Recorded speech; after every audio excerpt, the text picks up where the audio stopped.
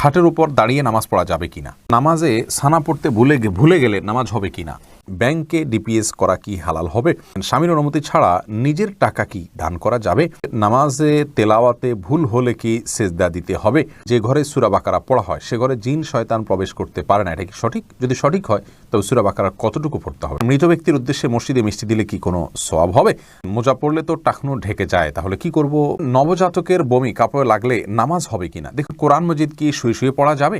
নামাজের প্রথম রাকাতে আউযুবিল্লাহ বিসমিল্লাহ সহ সূরা পাঠ করে প্রথম রাকাত শেষ করলাম, দ্বিতীয় রাকাত কি পুনরায় আউযুবিল্লাহ পাঠ করতে হবে না বিসমিল্লাহ পাঠ করলেই হবে?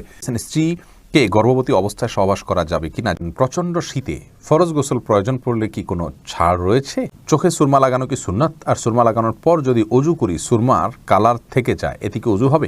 ভূমিকম্পের সময় যদি কেউ নামাজে থাকে তাহলে এই অবস্থায় তার কি করা উচিত? আর বিলম্ব না করে চলুন আপনাদের যে প্রশ্নগুলো ইতিমধ্যে আমাদের কাছে চলে এসছে সেগুলোর উত্তর দিয়ে আমরা শুরু করি।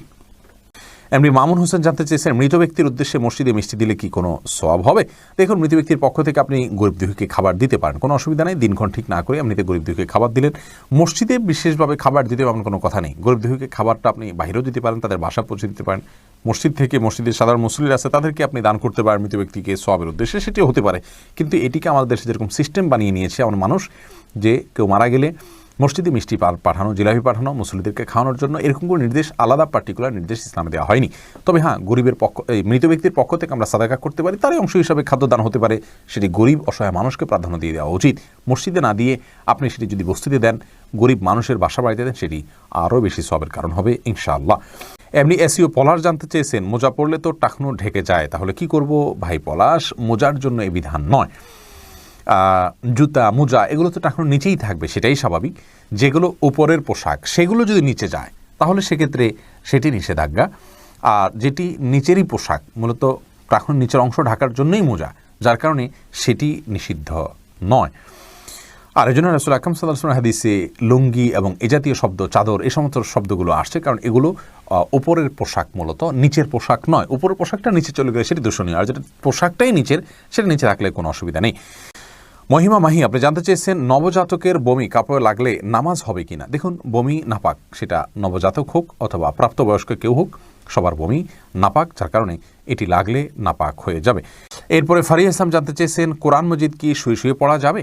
হ্যাঁ বোন ফারিয়া, কোরআন মজিদ শুয়ে শুয়ে পড়া যাবে। কোরআন মজিদ শুয়ে পড়া যাবে না এমন কোনো কথা কোরআন হাদিসের কোথাও বলা হয়নি, বরং সাধারণ অবস্থায় কোরআন মজিদ পড়া যাবে। তবে কোরআন মজিদের প্রতি কোরআন মজিদকে বুকের মধ্যে ধরে অসম্মানজনকভাবে শুয়ে শুয়ে পড়া উচিত না। আপনি মুখস্থ থেকে পড়তে পারেন, আর সাধারণ অবস্থায় বসে বসে সুস্থ অবস্থায় আপনার কোরআন মজিদ পড়ার চেষ্টা করা উচিত।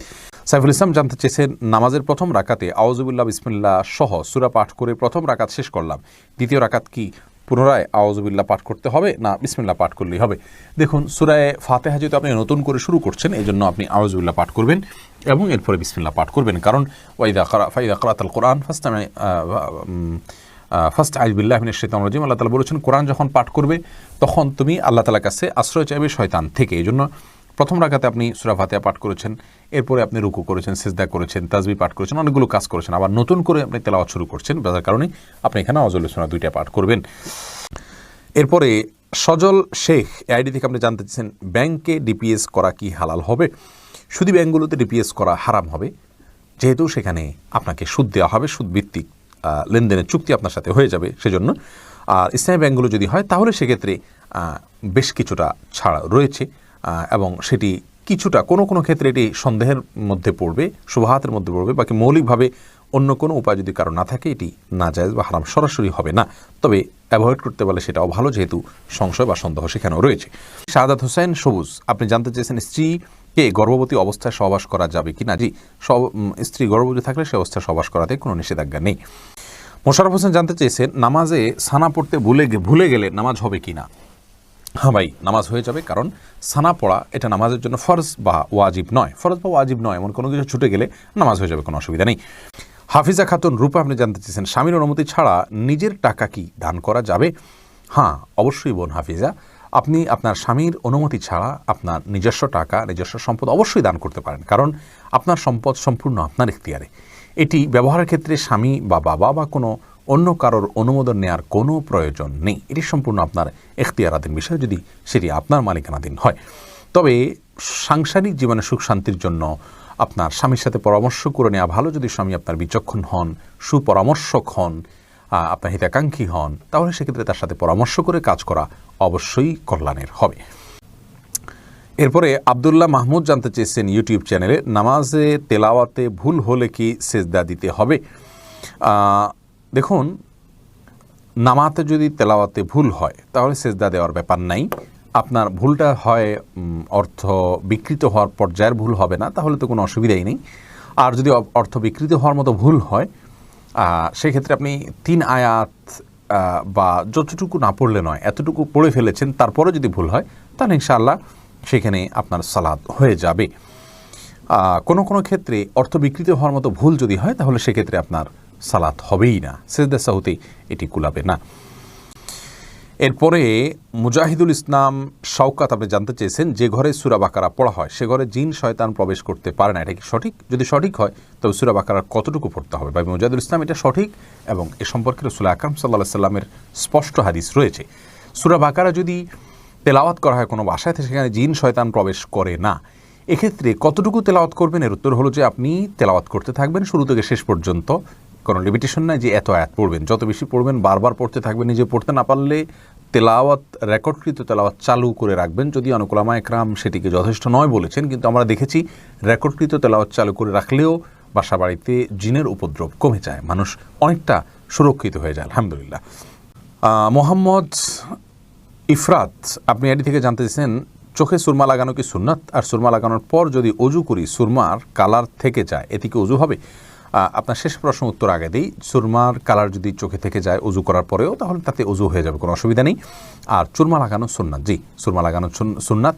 সুরমা যেন অরিজিনাল হয়, স্বাস্থ্যসম্মত হয়, ক্ষতির কারণ না হয়, সেদিকটা খেয়াল করা উচিত। তবে সুরমা লাগানো সুন্নাত। রাসূল আকরাম সাল্লাল্লাহু আলাইহি ওয়াসাল্লামের হাদিসে সুরমা লাগানোর কথা স্পষ্টভাবে বর্ণিত হয়েছে। আসমা হাসানাত রিমা বোন আপনি জানতে চেয়েছেন, ভূমিকম্পের সময় যদি কেউ নামাজে থাকে তাহলে এই অবস্থায় তার কি করা উচিত? দেখুন, ভূমিকম্পের সময় সলাতরত অবস্থায় থাকলে তিনি যদি মনে করেন যে ভূমিকম্পের মাত্রাটি একটু বেশি এবং এটি তার জীবন নাশের মাধ্যম হতে পারে, কারণ হতে পারে, তাহলে সেক্ষেত্রে তিনি সালাত ছেড়ে দিয়ে নিরাপদ জায়গায় আশ্রয় নেবেন। কারণ ফরজ সালাতের মধ্যে থাকা অবস্থায় যদি জীবন হুমকির মধ্যে পড়ে যায় তাহলে জীবন রক্ষার খাতিরে তাকে সালাত ত্যাগ করা জায়েজ রয়েছে। এরপরে ইস্তাব্রো বাণী এই আইডি থেকে আপনি জানতে চেয়েছেন, খাটের উপর দাঁড়িয়ে নামাজ পড়া যাবে কি না? যাবে, কোনো অসুবিধা নেই। আপনি খাট হোক আর ভূমি হোক, ফ্লোর হোক, যে কোনো জায়গায় দাঁড়িয়ে সালাত আদায় করতে পারবেন। আপনি স্বাভাবিকভাবে যদি সালাত আদায় করতে অসুবিধা না হয় তাহলে সেক্ষেত্রে কোনো অসুবিধা নেই। হ্যাঁ, কোনো খাটের উপরে দেখা যায় যে ম্যাট্রেস বা ফোম থাকার কারণে অনেক দূর ডেবে যায়, যার কারণে রুকু সিজদায় তিনি ব্যালেন্স রাখতে পারেন না এবং সুন্দরভাবে সালাত আদায় করতে পারেন না, সিজদা সঠিকভাবে করতে পারেন না। এরকম যদি হয় তাহলে সেক্ষেত্রে তার জন্য খাটে দাঁড়িয়ে সালাত আদায় করা উচিত হবে না। এটা কমপক্ষে মাকরু হবে, অপছন্দনীয় হবে, তবে সালাত হয়ে যাবে। যেহেতু সালাত স্বাভাবিকভাবে করতে তার অসুবিধা হয়, শরীরে ব্যালেন্স ঠিক রাখতে পারে না, রুকু সিজদা যথাযথভাবে করতে অসুবিধা হয় এবং মনোযোগও ব্যাঘাত সৃষ্টি হয়, যার কারণে এরকম জায়গায় সালাত করা উচিত নয়। আর যদি এতটা নরম না হয় তাহলে সেক্ষেত্রে সাধারণ খাটে বা চকিতে সালাত আদায় করতে কোনো অসুবিধা নেই। এরপরে রাশেদুল ইসলাম শান্ত জানতে চেয়েছেন, প্রচণ্ড শীতে ফরজ গোসল প্রয়োজন পড়লে কি কোনো ছাড় রয়েছে? ভাই শান্ত, প্রচণ্ড শীতে ফরজ গোসল এর ক্ষেত্রে আপনি ঠান্ডা পানিতে গোসল করা কষ্টকর হলে আপনার জন্য ছাড় রয়েছে। সেই ক্ষেত্রে যদি ঠান্ডা পানি ব্যবহার করলে আপনার অঙ্গহানি হতে পারে, প্রচণ্ড রকমের রোগ দেখা দিতে পারে, জীবন নাশের ভয় হয় আপনার, অথচ গরম করার কোনো ওয়ে না থাকে, এরকম যদি হয় তাহলে আপনি তায়াম্মুম করতে পারেন। এরকম কোনো সিচুয়েশনে যদি পড়েন, এরকম কোনো জায়গায় যদি থাকেন। কিন্তু সচরাচর আমাদের দেশে যে পরিমাণ শীত পড়ে, কিছু যে এলাকাতে পঞ্চগড় ইত্যাদিতে অনেক বেশি শীত পড়ে, সেখানে এরকম কোনো সিচুয়েশন থাকতে পারে।